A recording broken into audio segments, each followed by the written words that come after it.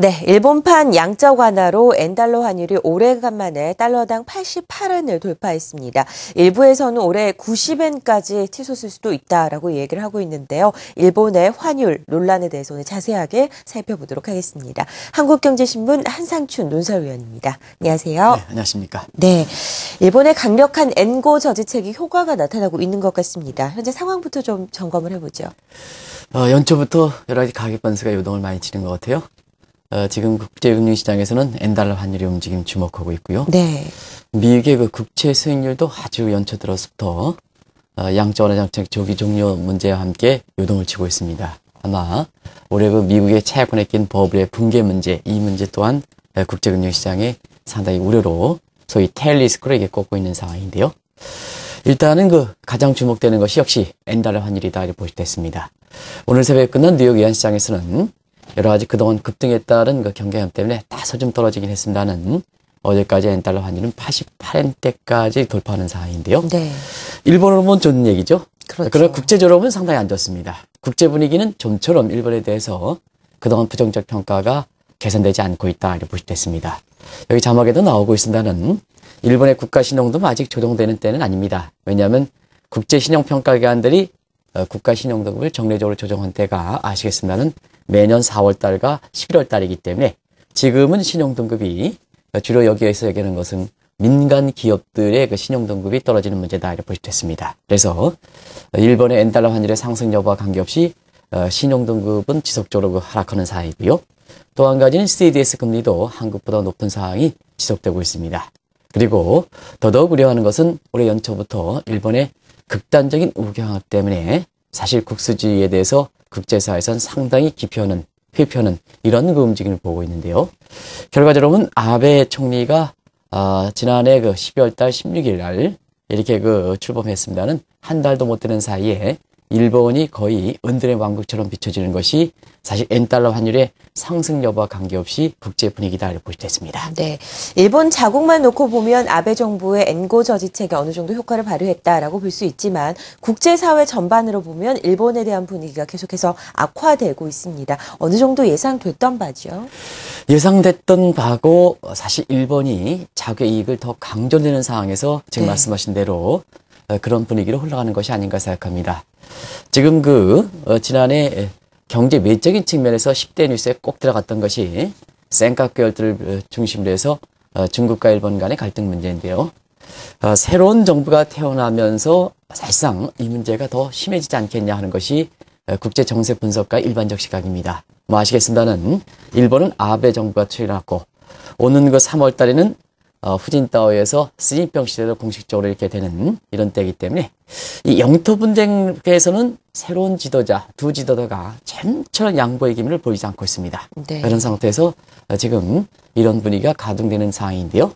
여기에 미국이 피보트 아시아 중심으로 바뀐 상태이고 러시아의 푸틴 대통령도 동방 정책을 이게 추진하는 상황이기 때문에 요 아시아의 영토 분쟁을 놓고 얘기되는 것이 지금 아주 복잡한 양상으로 전개될 가능성이 있거든요.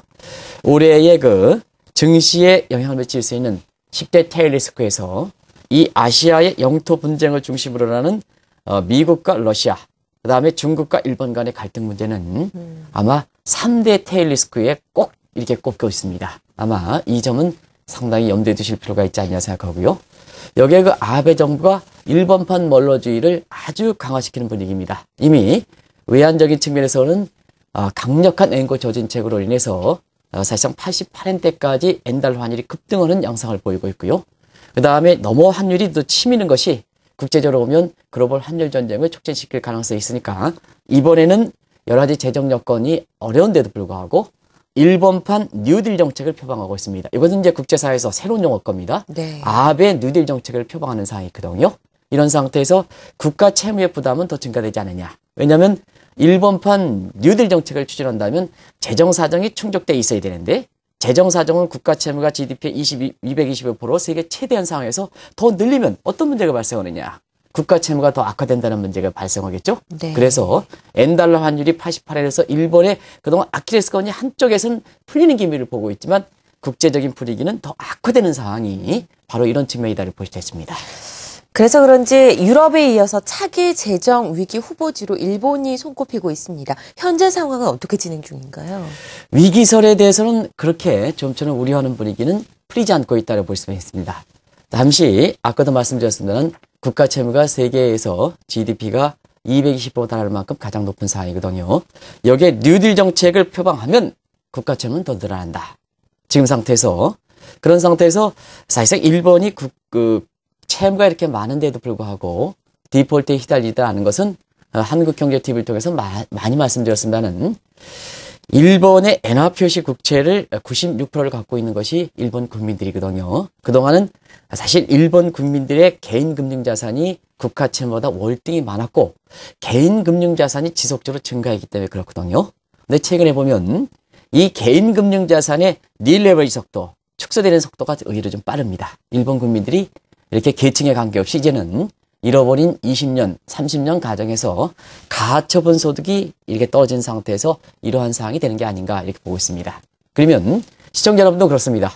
국가 채무가 우려되지만 최종 책임을 맡고 있는 개인의 금융자산이 많기 때문에 그동안 불안한 가운데 디폴트에 대한 우려, 위기설에 대한 우려가 이렇게 생각지 않았었거든요. 네. 근데 마지막 버팀목에 해당되는 개인의 금융자산이 줄어들기 시작하면 사실상 그동안 이러한 개인의 금융자산 속에 수면 아래로 잠복돼 있던 국가 채무 문제가 불거졌다는 얘기입니다. 네. 여기에 아베 정부가 사실 일본의 재정 여건을 감안하지 않고 또다시 뉴딜 정책을 표방한다면 국가 채무는 더 늘어날 가능성이 있다는 얘기거든요. 그러면 당신분들이 국제신용평가에서 평가에서 일본을 담당하는 평가자다 하면 당연히 여기에 대해서는 위기설에 대해서 얘기할 수밖에 없는 상황이거든요. 그런 상태에서 최근에 위기설이 좀처럼 일본의 엔달러 환율이 풀리는 점에 관계없이 좀처럼 여기에 대해서는 우려가 줄어들지 않고 있다고 볼 수 있습니다. 다급해진 것은 이렇게 되면 아베 정부와 일본 중앙은행이 아닐까 싶습니다. 여기에 맞서서 양적 완화 정책을 거세게 몰아치고 있는데요. 분위기는 어떻습니까? 어제 박근혜 당선인께서 인수위 첫 회의를 하면서 이렇게 나온 얘기를 보면 부처 간의 이렇게 이기주의 문제에 대해서는 굉장히 아주 강력하게 소통을 중심으로 해서 풀어가겠다 하는 것을 말씀드렸는데요. 부처 간 이기주의가 뭘까? 또 일본의 극단적인 이기주의가 뭘까 했을 때는 자기 자신의 문제에 대해서 강력하게 부각하고 뭔가 좀 해보려고 하는 이런 성격에서 성급한 문제에서 이런 문제가 발생하는 것이 아닌가 이렇게 하는데요. 전형적으로 일본의 아베 총리가 지금 그런 상황을 당면하고 있다고 볼 수 있습니다. 한편에서는 극단적인 이렇게 이기주의로 가서 엔달러 환율이 88엔대에 가고 있습니다는 정작 일본의 이렇게 은행 입장에서는 여기에서 반대하는 입장이거든요. 사실상 그렇습니다. 일본 경제가 선진 경제인데 일본만 생각하면 다른 국가에서 보면 질타를 신사답지 않은 행동을 하기 때문에 질타를 받게 되거든요. 그래서 한편에서는 단기에 엔달러 환율이 올라감에 따라서 일본의 엔고 문제가 풀린다 하면 일본 국민이라든가 일본 기업이 전적으로 환영을 해야 되는데요. 왜냐? 경제가 어려운 가운데 엔고 문제에서 일본 기업이라든가 일본 국민들이 얼만큼 시달렸습니까?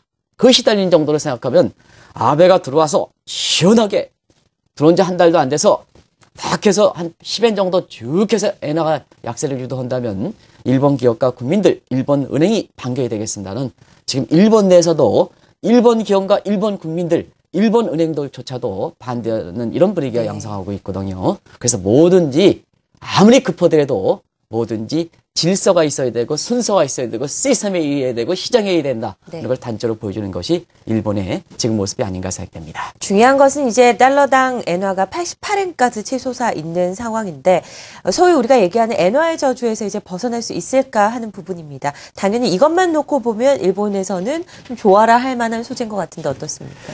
사실 엔화 강세의 저주다 하는 것은 유세 아이켄베그의 캐리 아이켄베그가 얘기했던 것을 잘 아실 거로 이렇게 봅니다. 근데 보통 이것을 이제 풀리려면 시장 리스크, 유동성 리스크, 그리고 디폴트 리스크가 함께 풀려야 된다는 것을 말씀드리는데요. 결국 위기 여부에 달려있는 것이 아닌가 생각합니다. 최근에 일본이 이렇게 엔화 강세의 저주로부터 이렇게 벗어날 조짐을 보이는 것은 최근에 보면 올해의 위기 상황에서 보면 일본 자체를 제외하고는 나머지 국가들은 그렇게 크게 위기가 작년에 비해서 악화될 소지가 적기 때문에 그렇습니다. 미국 같은 경우에는 지금 연방부채 한도에 올해 2월 말까지 한도 확대 문제에 관련해서 굉장히 재정 위기 문제 이런 문제가 남아 있습니다는 결국 공화당은 부채 한도 증액에 의해서 4년 후에 대통령 선거를 감안한다면 사실 이 문제는 풀어주지 않겠나 이렇게 봐서 네. 사실 이 문제는 그렇게 위기로 될 가능성은 적다 하는 것을 말씀드리고요. 유럽도 지금 유동성 리스크 문제는 좀 풀어가고 있는 상황입니다. 그런 상태에서는 경제 외적인 측면에서 영토 갈등이라든가 아니면 중동 지역에 있어서 여러 가지 지정학적 위험 그리고 프라이머리 인풋과 관련돼서 지금은 물자원이라든가 이런 수자원과 관련해서 굉장히 중요합니다. 이와 관련해서 지정학적 위험 이런 것을 제어하고는 경제적 측면에서는 그렇게 위기가 작년에 비해서 악화될 소지는 그렇게 많지 않다는 얘기거든요. 일본을 제외하면 그런 측면에서 보면 작년에 비해서는 일본이 안전통화의 저주로부터 이렇게 벗어날 수 있는 조짐은 분명히 올해 형성된다. 이렇게 이제 보시면 되겠습니다. 일본과의 경쟁 품목에 있는 우리나라 수출업체들 현재 비상입니다. 엔달러 환율 88엔 어디까지 올라갈 수 있을지 시장의 관심이 주목되고 있는데요. 계속해서 올라갈까요? 이 점은 환율의 전문가들이 그런 얘기하죠. 원달러 환율이 지금 1060원대를 떨어지니까 1000원 밑으로 떨어진다. 떨어질 때 더 떨어진다. 그리고 엔달러 환율이 지금 88엔 가니까 다시 이런 속도로 본다면 100엔까지 돌파한다는 얘기하는 사람들이 있는데요. 네. 사실상 그렇습니다. 일본 입장에서 사실 일본이 엔달러 환율이 88엔대 이상으로 올라갈 때 이것이 과연 일본 경제 입장에서 좋은 입장일까 하는 것을 선택의 문제를 한번 잘 보시기 바랍니다. 일단 누누이 말씀드렸습니다는 일본 기업 입장에서 채산성을 확보하는 수준은 90엔 수준이다. 네. 그러면 88엔 정도는 어느 정도 올라와 있다 이렇게 보시면 됐습니다. 그런 상태에서 일본만 생각해서 자 90엔 이상으로 일부 사람이 얘기하는 것처럼 100엔 정도 올린다면 일본 경제 입장에선 좋을까 나쁠까 하는 측면에서는 운전 수출에 있어서는 좋은 측면이 있을 겁니다. 그러나 과잉적으로 엔저를 유도할 때는 글로벌 환율 전쟁을 발생시켜서 소위 엔저에 따른 일본의 수출 증대 효과가 그렇게 크진 않습니다. 이런 점이 있고요. 또 한 가지는 일본이 지금 금리가 저금리 상태에서 엔화 약세가 달러당 100엔까지 간다면 일본 내 와다나베 아줌마들이 굉장히 아마 이렇게 굉장히 바쁘실 겁니다. 왜냐하면 일본 내에서 자금을 일으켜서 다른 쪽으로 이탈돼서 일본의 자산시장은 더 어려질 가능성이 있다는 얘기거든요. 소위 캐리 자금의 이론적 근거에서 파지티브 캐리 트레이드가 나타날 가능성이 있기 때문에 일본 입장에서 안 좋습니다. 일본 내 자금 이탈. 그것도 일본의 자금, 일본 자체적인 자금이 이탈될 소지가 있기 때문에 그리고 일본이 금리가 낮은 상태에서 엔화가 약세된다면 해외 투자가 입장에서는 일본의 자산 투자면 그만큼 환차선이 발생한다는 얘기거든요. 네. 그러면 벌써부터 중국이 일본 내 투자했던 자산에서 이탈될 조짐을 보이고 있거든요. 그런 측면에서는 사실상 환율에서 보면 환율이 좀 올라가다 보니까 또 그 추세를 봐서 100엔을 넘어간다 이렇게 얘기하는데요. 네네. 일본 자치적 입장에서는 절대 지금 90엔 이상 올리는 데는 상당히 부담이 되기 때문에 아베 정부 입장에서는 양분화시켜서 재정적인 측면에서는 일본판 뉴딜 정책을 다시 들고 나오는 것도 바로 그런 측면에서 이어지면 되지 않냐 생각합니다. 최근 들어 원화도 한국 정부의 부담이 될 만큼 강세를 이어가고 있습니다. 우리나라 원화 전망까지 마지막으로 간단하게 해보도록 하죠. 네, 시간이 상당히 많이 경과한 것 같아요. 네. 짧게 얘기해달라 그러니까. 근데 이제 사실 이 문제는 국내 기업들이 가장 중요한 문제입니다. 근데 사실상 나중에 한번 시간을 거쳐서 올해 환율 문제에 대해서 이렇게 말씀드리겠습니다는 간단히 말씀드리면 지금은 선진국이 자금이 푸는 상태에서 금리 스프레드가 이렇게 높고 재정의 건전성과 외화 유동성이 국제 신용평가에서 신용등급에 가장 높게 평가하는 가중치를 두는 이 점이 우리가 유리하기 때문에 국가 신용등급이 올라서 외국 자본이 채권 시장에 들어온 상태에서 환율이 이렇게 모든 통화돼서 강세를 보이는 이런 상황입니다. 그렇기 때문에 지금 상태에선 금리 스프레드를 줄여주는 것이 굉장히 중요하다 하는 각도에서 올해 첫 금통위 위원께서는 사실상 이런 문제를 좀 잘 염두에 두셔서 제발 금리를 결정할 때 금통위에서 1시간 내에 금통위 회의 결과를 해서 금리가 뭐 동결됐다든지 인하됐다든지 이런 얘기를 하지 마시고 이번 같은 경우에는 한 2-3시간 좀 더 세밀하게 해서 정작으로 이것이 우리 경제 입장에서는 지금 두 가지 현안입니다. 가계부채 문제 하나. 두 번째는 뭐냐? 수출기업 입장에서는 환율이 떨어지는 문제인데 그게 금리 스프레드를 지난해 너무 통화 정책을 다른 국가에 비해서 소극적으로 전개했던 것이 이 문제를 발생시키는 거거든요.